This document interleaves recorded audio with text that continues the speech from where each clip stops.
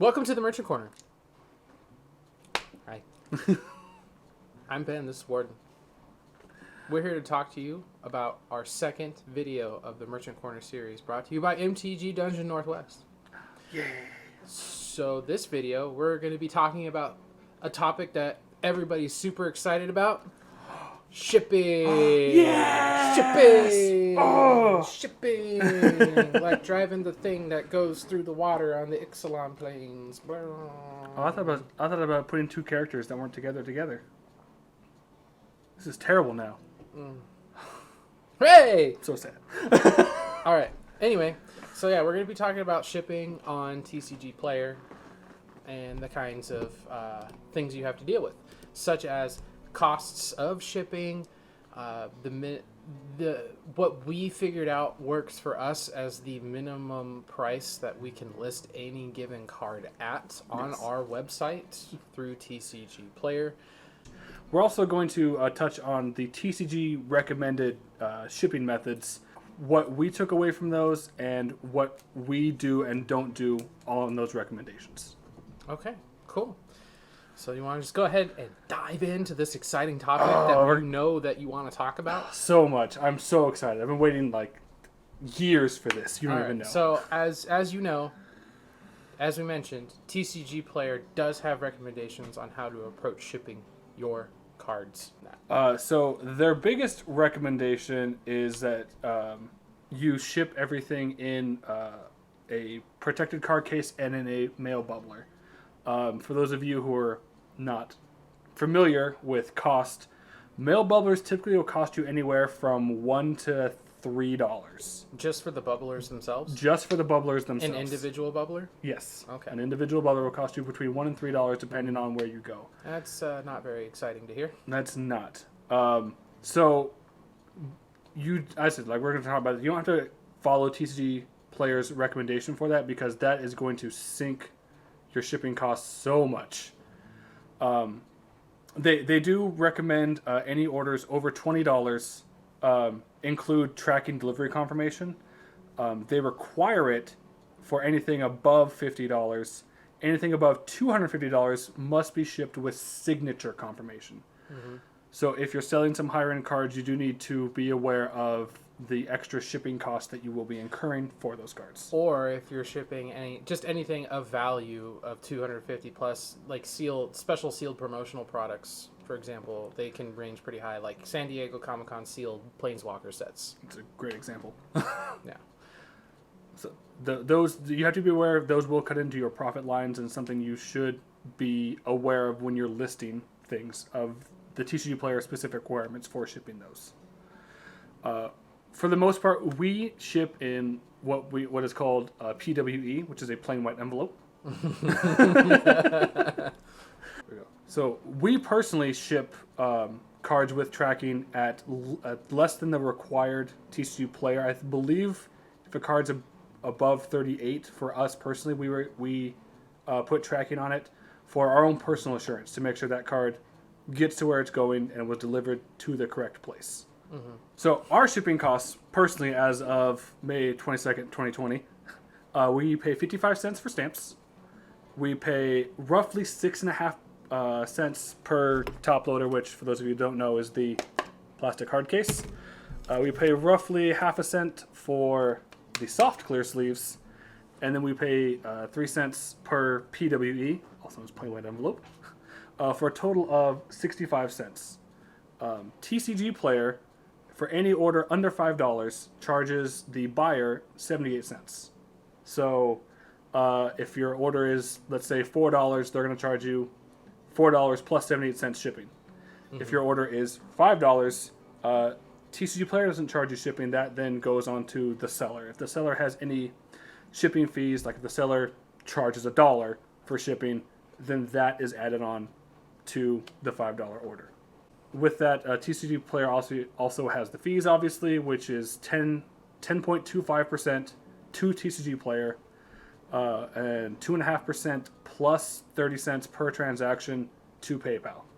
So those fees equate effectively 12.75% plus 30 cents per item you sell, or per order that you get. All right, cool. So, do we have an example of what that would look like on our end? We do, and it's going to pop up right now. The transaction details on our end look like this. As you can see, there's a 35-cent listing for the product amount. That is the lowest amount that we found that we can list a card at on our website. We used the TCG player formula, the 12.75% plus 30 cents or the fee amount, as you can see in the transaction detail, to help determine this amount.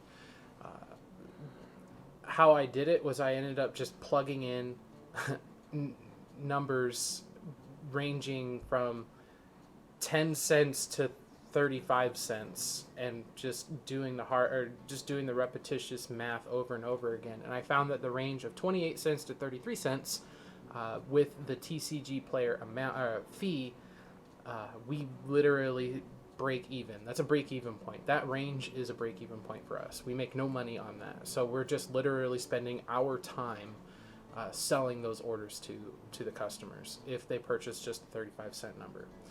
Now, the reason we are okay with 35 cents is because our philosophy as a business is we're okay with small profit margins. Like, we want more sales, even if it means less profit per sale. That's fine for us, because we feel as though the more business we have, the more we get our name out, the more we get recognition or brand recognition, and the likelihood or the chance to get feedback increases. And that's what we want. We want your guys' feedback. We try to improve ourselves in our business for your guys, or for further customer service.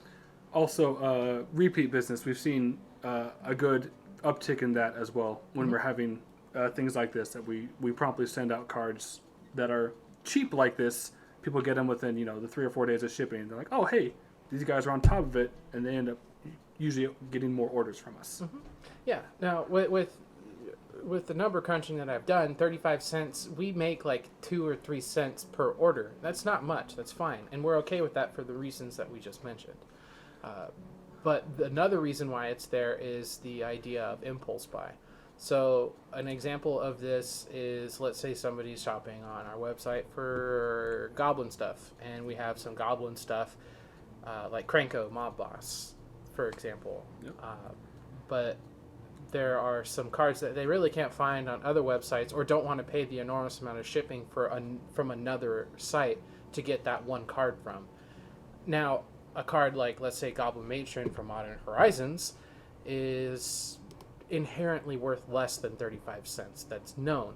But there's a convenience factor of having that there and having it all come from the same place and not paying an additional shipping fee for that. And so we wanted to have cards like that available for the customers to purchase, to find those inexpensive pieces where on our website. Yeah. That's the idea of having those 35 cents. It's a convenience thing. Like, hey, as opposed to you having to try and go to 5 different sellers to find the 5 cards you want. If you can get them all from one seller, it's going to come in one package.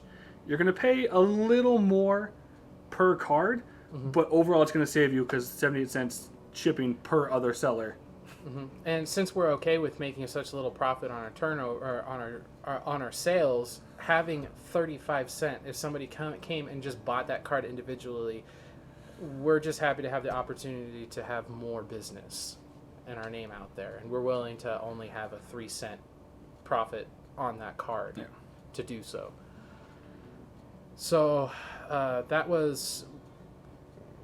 that's why 35 cents is such an important number.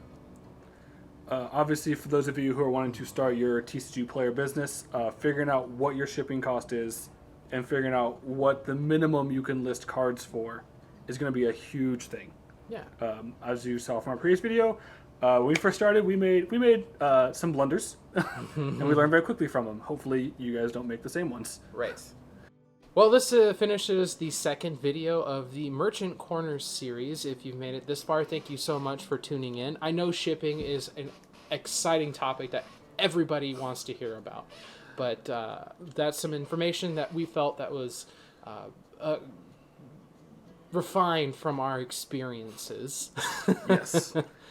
All right. Yeah. So if you have any questions for Warden and I about any of this, feel free to leave any questions in the comments down below. Like and subscribe to us if you like our content and want to see more of this. Yeah. Thanks for coming by. Appreciate it.